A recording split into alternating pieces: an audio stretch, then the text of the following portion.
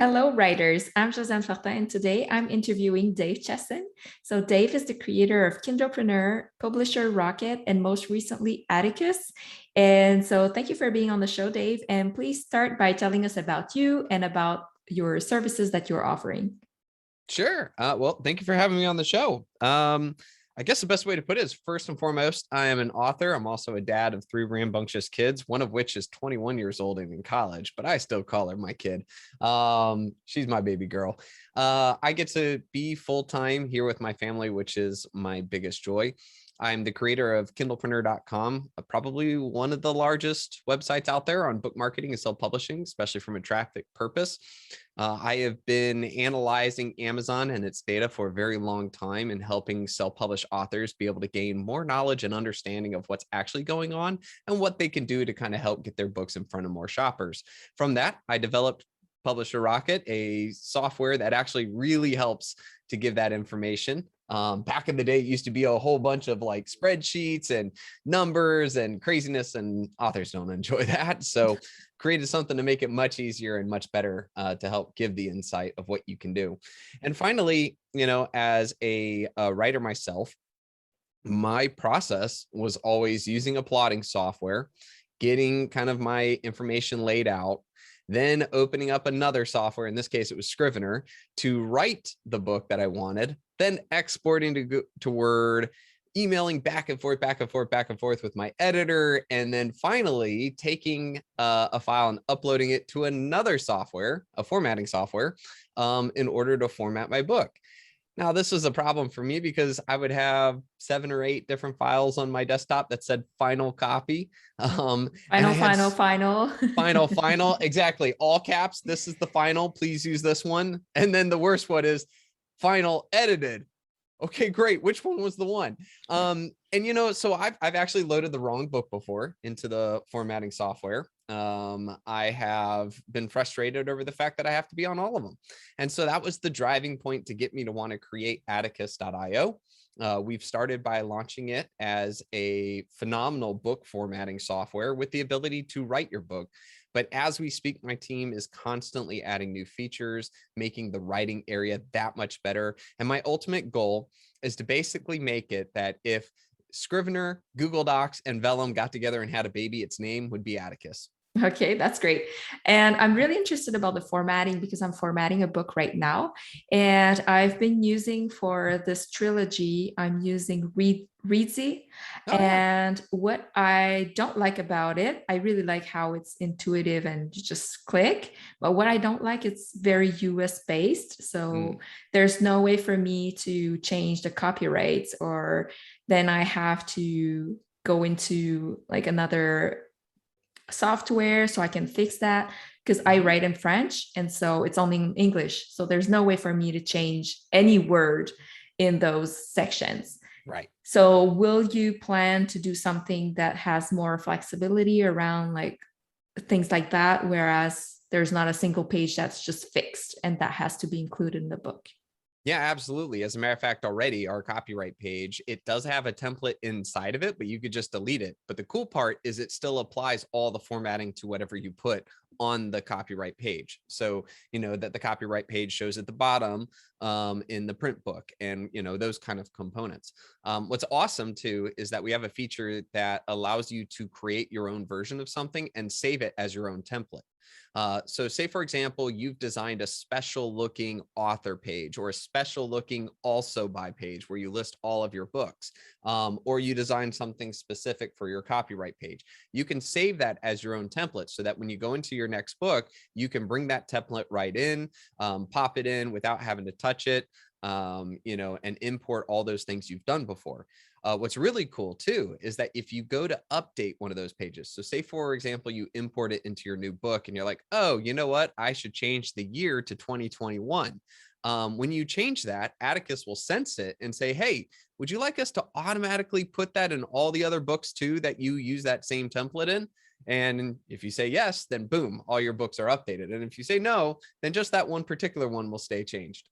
That is so exciting. It's just like the tiny little detail that makes all the difference, because it's such a pain having to go back and just fix that, or even like sometimes I'll just refer to an old book and look, okay, so how did I do it? How did I format it? What did I write? Like, how did I write that? I can't remember.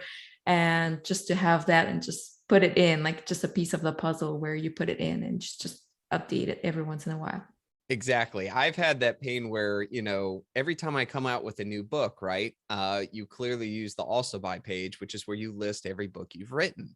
Well, like I always forget, that, oh, I need to go through my other books and update them, because let's face it, when people buy my other books, I would love for them to know my latest book, not the books that were written before that one was published, but my latest up to date. And so it just makes updating all of my back matter super quick. I can hit the export button, re-upload all of my books to Amazon just like that, so that every book at that moment lists, even my newest from that date. And just being able to save that amount of time is just really cool. So that's like I said, first and foremost, as an author myself, I've had the pain of having to go through them all. And so can we make a button just to make that easy? Yes. Then great. Do it. Awesome. And what would you say are the main differences between Scrivener, which is the most used writing platform? What have you improved on? Well, so far we're very basic in a writing component. Okay. In the fact that you have a clear writing pane, you have most of the functionality of normal writing. We have not started to add extra features. But let me start by talking about where we want to take it. Okay. Scrivener is a great program. I've used it since 2007. I wrote my master's thesis on it. I've written many books. I've even written some of my courses and my, what I'm going to cover in courses in Scrivener. It's great for laying things out. The truth of the matter, though, is that I've paid over $400 in lessons on how to use it. Joe Nicoletti has a phenomenal course called Learn Scrivener Fast. It's great, but here's the thing. It's a $50 software.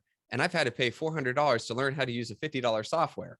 I think the reason, and I still don't know, but like maybe 30 or 40%, and I'm pretty techie. The reason why I think this occurs is that I think that Scrivener's done a lot to hide a lot of features. So in order to know how to do this thing, you have to go up to the top left, click, scroll down, go to this other right, and then find that one thing. And so I've really found it not very intuitive. It's just kind of full of all these things that that make it difficult to remember where stuff is. So that's one of the areas that we absolutely want to clean up on, is making it very easy to use so that people don't have to pay $400 to learn how to use it. The other thing is that what's really unique is with Scrivener, you're not able to collaborate with people, right? You can't collaborate with another writer and write instantaneously and see what the other person's doing. You can't collaborate with author or with editors. You can't even collaborate with ARC readers.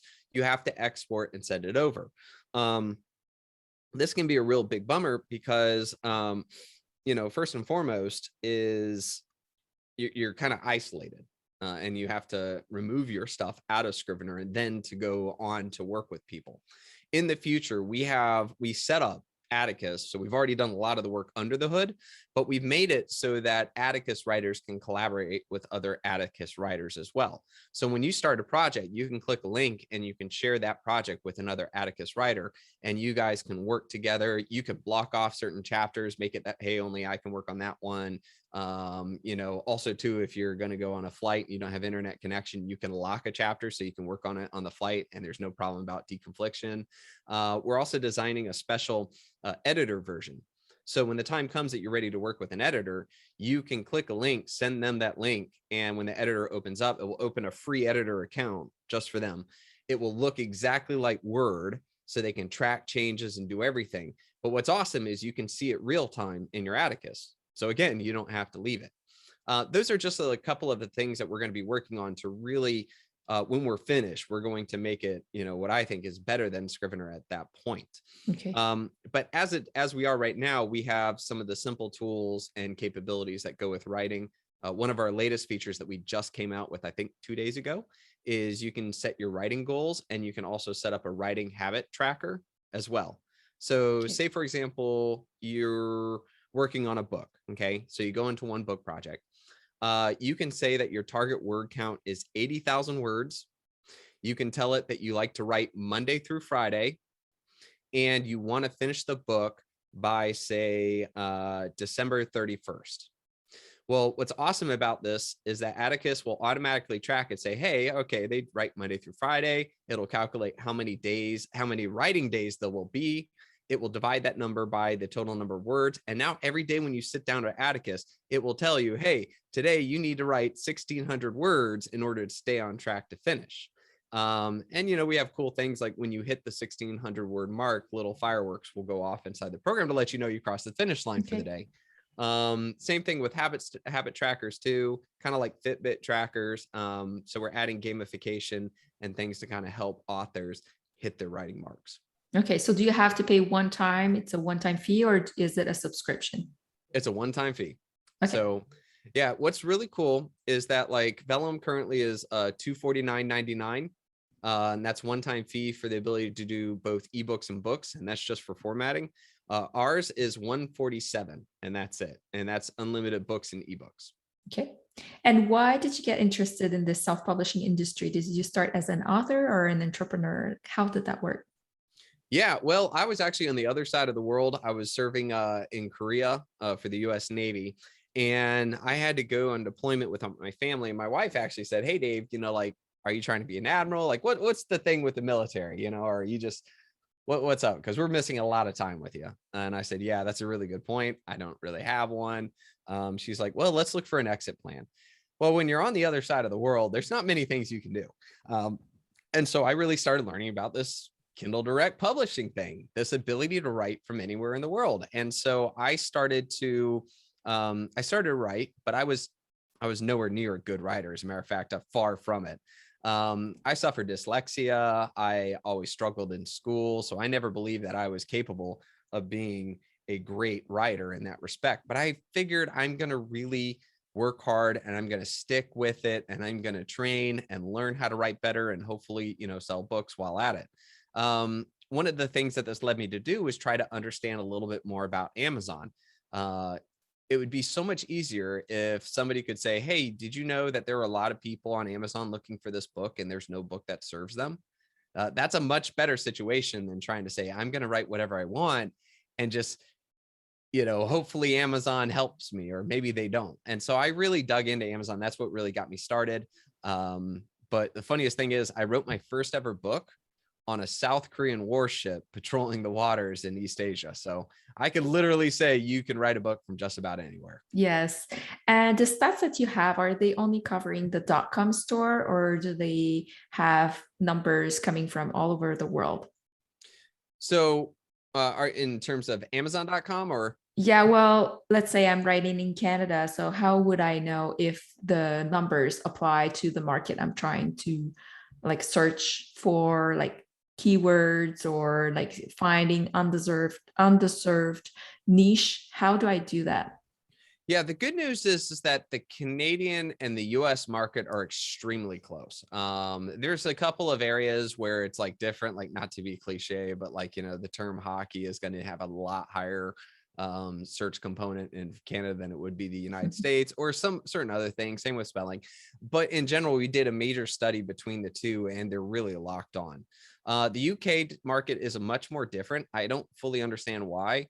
And there are major differences when you get into like the German market or the French market, or even the Spanish market, which varies greatly.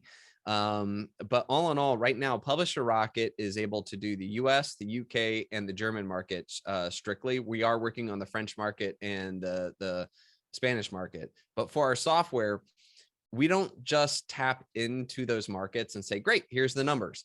Instead, we actually collect data for a long time, and we also sign deals with publishing companies and work with publishing companies to ensure that our data is always checked for accuracy and for fluctuations throughout the year. So once we have those things employed, then we offer it up in the market. Okay, that makes sense. And I read on your website that you've taught major publishing companies and millions of self-publishers how to sell more books. So I'd like for you to share 3 tips about that. Well, let's specifically with publishing companies. I can say I've sat in on the board meetings where publishing companies have tried to figure out which authors they're going to sign, as well as which authors they're going to fund. And that sounds weird to put, but The way that a lot of publishing works these days is that they will decide, say, and this is an arbitrary number, just for example, but we're going to sign 25 authors for this quarter, but we really only have the funding or the resources to be able to fully back and support 3 of the 25. And so what that means is that, great, you get a published deal, they will help you to publish the book, etc. But there's only 3 out of those 25 where they're actually going to be actively pushing and helping to sell. They're really going to put their best foot forward on that, because it's kind of like a business calculation of like, hey, so long as we stick with so long as these 3 win, we will make money or enough money for the company for the quarter, unless they have some gross issue. Now, in order to select the 25, a lot of that comes down to a lot of rules and standards that the company has. But when they go to select the 3 or whatever that number is, that's based off of which ones they think they have the highest chance of making the most money from. That's like clearly what they go for. Well, if one of those submitted books is Stephen King, then guess who's definitely getting a number 1, right? But the other things that play into it is the author and how large their email list is. An email list is a very clear indicator of how much money a book could potentially sell. And your social following, those numbers, they're like, to a lot of publishing companies, that just translates to cash. So it is one thing to consider, especially if you are a self-published author. As you collect up your email list, as you work in a social media platform or so, those things can convert to real monetary gains in a publishing company's mind, and gives you a much better chance that they're going to help you more so than not. A second thing that I bring up on published companies too is that back in the day, published companies used to look down on self-published authors. They used to think that, oh man, these guys, like not good enough to be published authors, nose in the air and that sort of thing. But what they've really started to understand is that, wow, these authors are doing pretty good. They're making a lot of money, and readers are really liking it. Look at all those reviews. And instead of putting their nose up in the air about it, they're actually starting to look at self-published authors as free agents. That's kind of like, they see that, hey, this author clearly writes a good book because people are liking it. They're collecting emails. They know how to market. Like, why take a chance on a no-name author that just submitted their book to us when we can reach out to that self-published author and say, hey, would you consider working with us on your next book? Or can we sign this book that you published and work to make it even bigger and expand your reach? And so we're seeing more and more of that happen from the published companies than what was before. And so this is only putting more, shall we say, power and capability on the self-published route than ever before.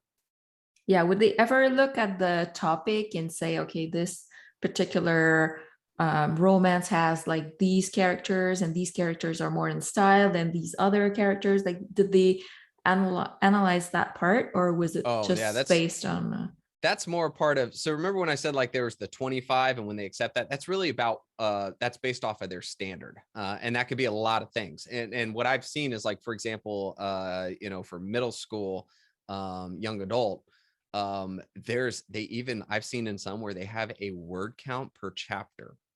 And if the book doesn't fit that, they just don't accept it. And it's kind of weird, but if you think about it, I tell, especially for those younger authors, or the authors writing in the younger age, go pick up a book, in your age, and literally look at the structure, at the paragraph layout, at the size of a chapter, because it's cookie cutter to them. Children of that age only have an attention span of this long.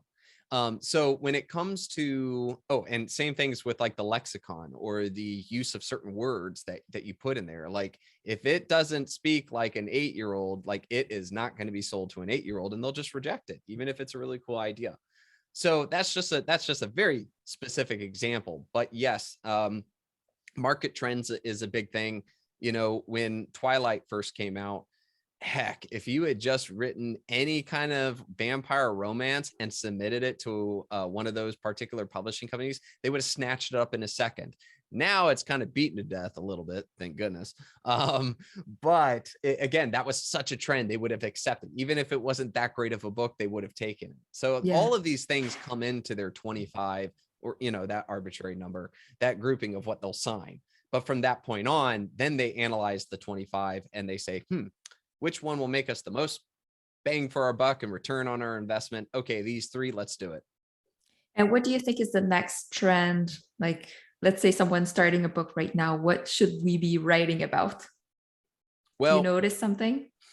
I mean, there's a lot of different trends. I mean, truth be told, there's individual trends in major genres. You know, in fantasy right now, I would say that there's a growing trend in lit RPG specifically. In science fiction, space opera is really trending up thanks to Dune or thanks to things like that. You know, when the movie Dog's Life came out, dealing with pet death was like surging.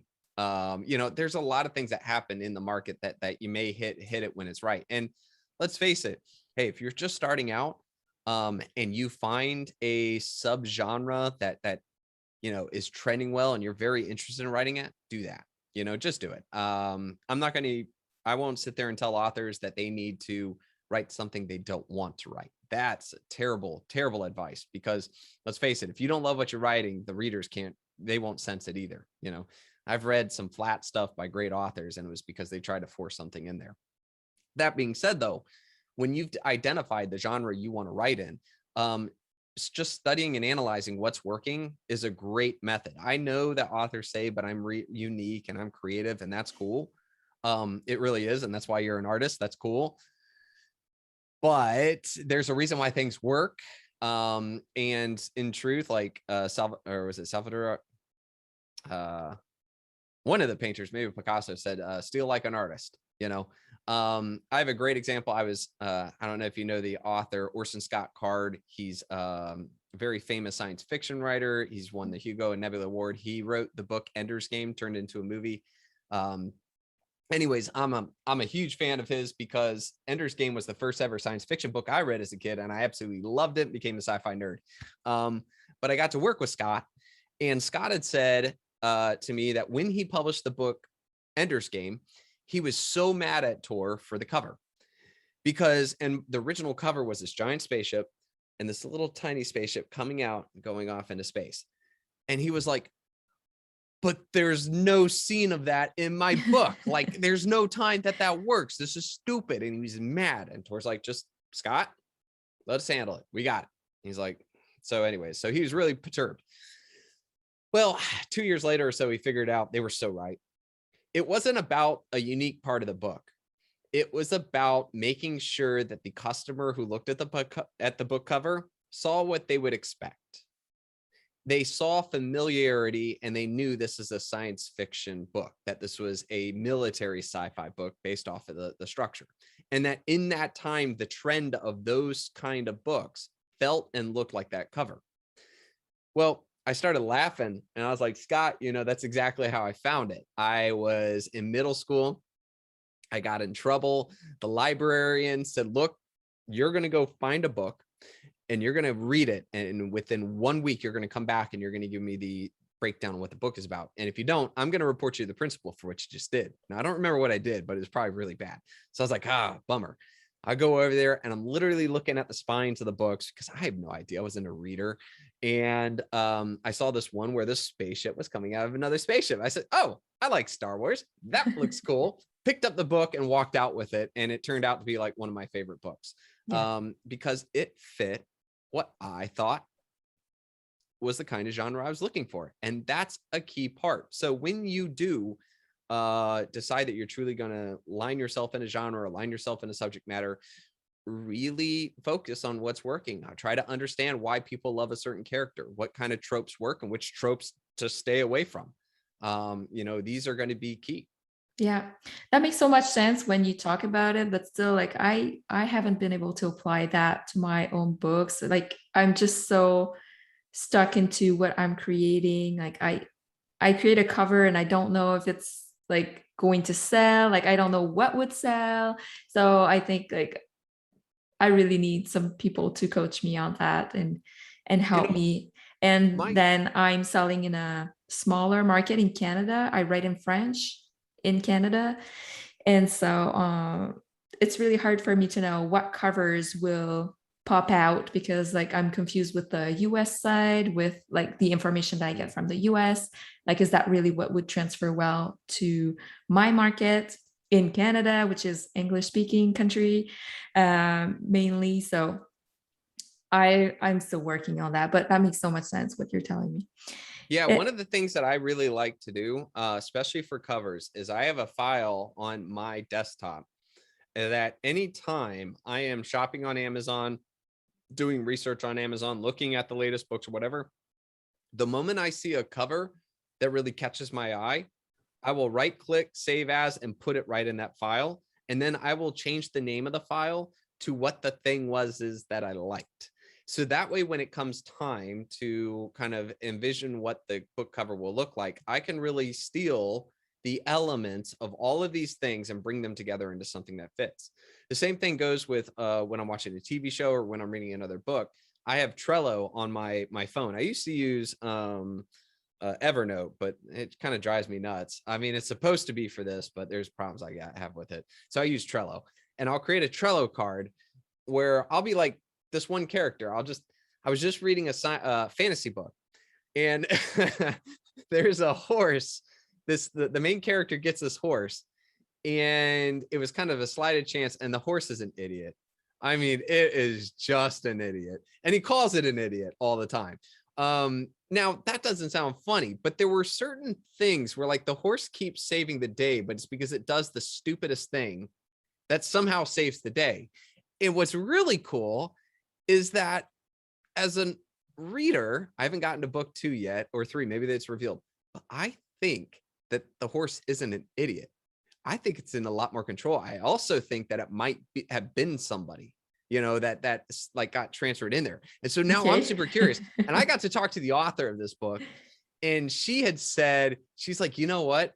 You have no idea how many people love that horse. And it's not a funny book. And B, it's not supposed to be funny in that respect. I mean, she's lighthearted, but I'm just jazzed about this horse. And it's like, everybody loves the horse. And so I've always wondered, well, so I wrote kind of a card about the horse, specifically examples of what it did and how that was interesting and how that made me feel.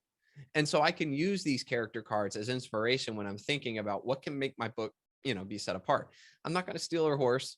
That would be terrible. It will But be a bird. but how interesting that horse worked and why did it work? And just taking Yeah. that second to look at that, like, man, is that fire in the creativity pit. Okay, so it's just like I like how you go and look at the covers and try to figure out like what really pops in, even with the content of some books. That's really good. Exactly. And what do you think right now is the number one social media channel to sell books right now? All of them.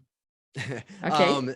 So one of the things I tell authors, this is my number one piece of recommendation, or that I give people when they ask, is they're like, hey, what should I do? You know what? There's thousands of different book marketing tactics out there, like thousands. And especially because people like me always writing about them, people can sometimes think they have to do them all. I tell the people, don't.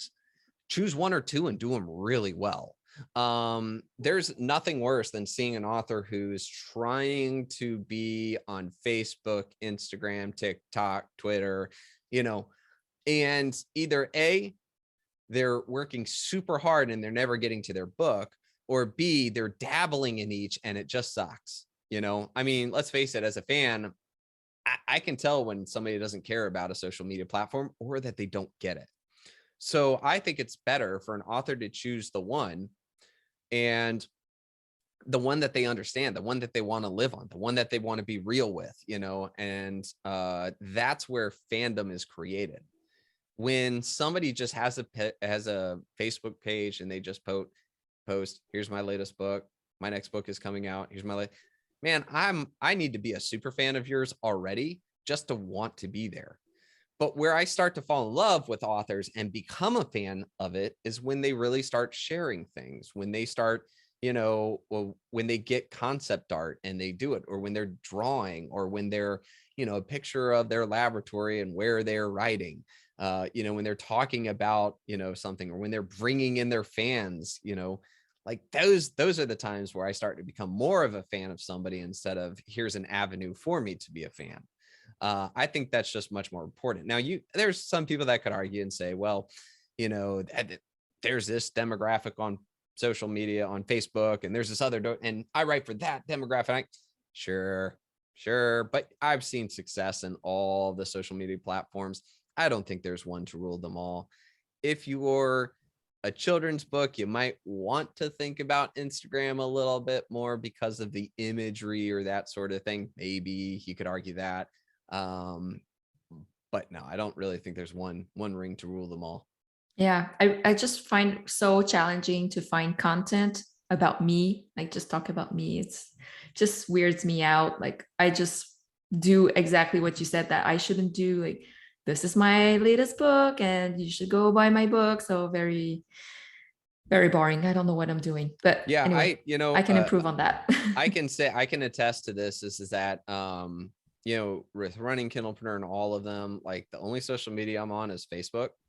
Just because when I was in the military, I used Facebook as my place to post about life so that I didn't have to call my family all the time from the other side of the world. They could just see what I'm doing. You can see I'm alive. It's okay. Yeah. And here's the thing too, is I draw the line on my social media. Facebook, which is where I'm at, that is just, hey, if you want to be my friend, and you can be my friend and we're going to talk socially. I just kind of separate business and social media, and that hasn't hurt me. As a matter of fact, I do have a lot of people who follow me on Facebook, which means that they, requested to be my friend. And I didn't accept it because either A, I didn't know who they were, or B, I have a couple of personal rules that I use on accepting. Like, for example, if the person doesn't use the real picture and it's like a cartoon, I'm like, nope, because, like there's just, but I think that's a good lesson for authors too, is A, you don't need social media to survive or to win. Like it's something you can do. It's one of thousands of different ways you can market. But you can succeed without it. There are a lot of famous authors that don't use their social media. So keep that in mind. Number two, if you do it, build your rules, be real, be true, and have your, as they say, your boundaries. Create your boundaries and stay true to it. And it makes it so much easier. That makes sense. If an author only has $200 to invest, where should they spend it? On their cover. Okay. So this is assuming you've done a great job with your book, you're good, good enough writer, and that you have done editing. Nothing will kill your book faster than poor editing. If you can't afford editing or something like that, then work super diligently yourself, as well as convince your spouse, friends, etc., and make sure that they've done a good enough job, or else all marketing will go down the drain once the reviews start coming in that this is poorly edited. So with that being said, here's the thing. People judge a book by its cover. That's book marketing. It's true. I know that we use that old adage, talk about, to be a good person and don't judge people by how they look. But guess what? A physical book is judged by its book cover. That's because, look, if I am going to Amazon to buy a book, or I'm at Barnes & Noble or anywhere, if the book cover doesn't look professional, then why would I expect the book to be professional, right? If it looks like the person cut corners and made their own little, Canva art, and it clearly doesn't look legit, then why would I not only spend money, but also my precious time to read something that they didn't go the extra mile? So let's first start that way. Second off is that with a ho-hum book cover or a bad book cover, all of your marketing efforts will suffer. All of it. Your email conversion rate, your natural sales on Amazon. If you're doing social media, you're gonna have a lot less interaction. I have seen books, I have read a bunch of books that had a cover that was just astonishing, and I was like, oh, and I bought it, and then I started reading it, and I was like, okay, yeah, well, I mean, okay, it wasn't horrendous to the point that I got a refund or anything like that, but but let me tell you, 1 star on Amazon right now. No, I wouldn't do that. It's not that bad. What's funny is the example I'm thinking of, and I will not use any names because I think I do know the writer. But let's just say I'm well known for being really big fan of lit RPG books. That's like my jam, lit RPG cultivation. So a lot of the writers there know that I'm a sucker for it.